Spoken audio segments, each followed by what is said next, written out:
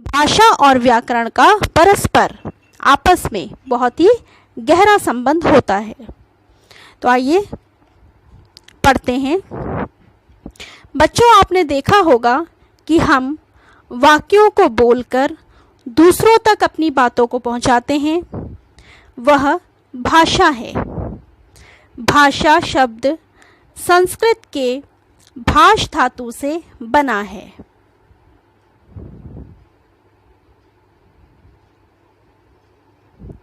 जिसका अर्थ है बोलना। आइए अब समझते हैं कुछ उदाहरण के द्वारा। बच्चों, ऊपर आपने देखा कि पहले चित्र में नेताजी भाषण देकर, बोलकर लोगों तक अपनी बात पहुंचा रहे हैं तथा लोग सुनकर उनके भाषण को समझ रहे हैं। दूसरे चित्र में अध्यापिका श्याम पट पर लिखकर छात्रों को पढ़ा रही हैं और छात्र उसे पढ़कर समझ रहे हैं। यह सब भाषा के साधन हैं।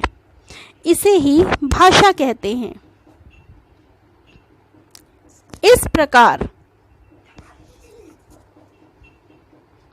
अपनी बातों को दूसरों तक पहुंचाना तथा दूसरों की बातों को समझना भाषा कहलाता है।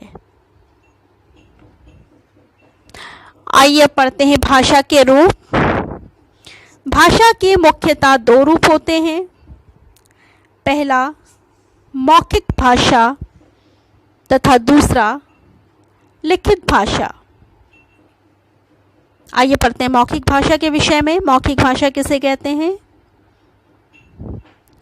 मौखिक भाषा जब हम अपने मन के विचारों को बोलकर दूसरों को समझाते हैं या दूसरों के विचारों को सुनकर समझते हैं तो उसे मौखिक भाषा कहते हैं। यह भाषा का प्रारंभिक रूप होता है। इसे पढ़े लिखे तथा अनपढ़ सभी प्रकार के लोग प्रयोग करते हैं। व्यक्ति चाहे पढ़ा लिखा हो चाहे अनपढ़, मौखिक भाषा यानी कि बोलकर कही गई बात वो अच्छी तरह समझते हैं और अपनी बात को कह भी सकते हैं।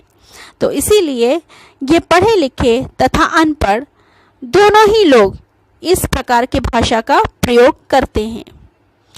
जैसे रेडियो पर गाना सुनना, टीवी पर कार्यक्रम देखना, गीत गाना, कहानी सुनना, सुनाना, भाषण या उपदेश देना आदि मौखिक भाषा के उदाहरण हैं। आइए चित्र द्वारा समझते हैं इसको। जैसे पहले चित्र में यहाँ पर एक बालक जिसे हम गाना गाते हुए देख सकते हैं, यह मौखिक भाषा का उदाहरण है। दूसरे चित्र में बालक टीवी पर कार्यक्रम देख रहा है तथा सुन रहा है तथा तीसरे चित्र में दादी जी बच्चों को कहानी सुना रही है। तो इन तीनों ही चित्रों में मौखिक भाषा का उदाहरण देख सकते हैं। आइए बढ़ते हैं आगे। लिखित भाषा। लिखित भाषा किसे कहते हैं?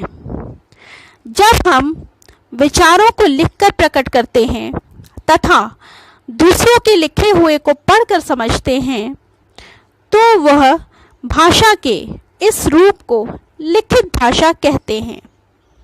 इस भाषा के रूप का प्रयोग केवल पढ़े लिखे लोग ही कर पाते हैं। पत्र लिखना, परीक्षा भवन में बैठना, परीक्षा देना, पत्र पत्रिकाएं, अखबार आदि लिखित भाषा के उदाहरण हैं। जैसा कि हम चित्र द्वारा भी देख सकते हैं। पहले चित्र में बालिका अपनी कॉपी में कुछ लिख रही है।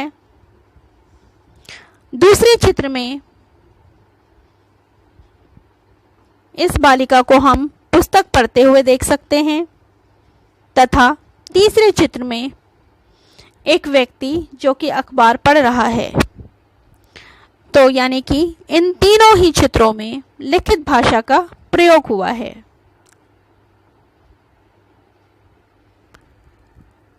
तो बच्चों, आज हमने इस पाठ में पढ़ा कि भाषा किसे कहते हैं। भाषा विचारों के आदान और प्रदान का साधन होता है।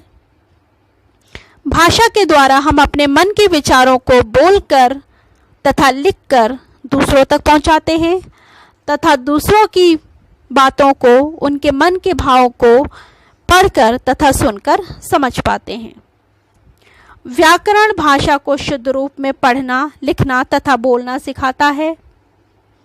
हमने पढ़ा भाषा के दो रूप होते हैं, मौखिक भाषा और लिखित भाषा।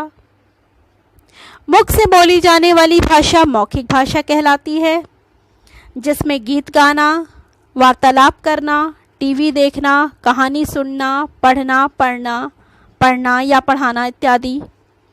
लिखित भाषा जब हम विचारों को लिखकर प्रकट करते हैं उसे लिखित भाषा कहते हैं, जैसे कि परीक्षा भवन में बैठकर परीक्षा देना या पत्र पत्रिकाओं को पढ़ना।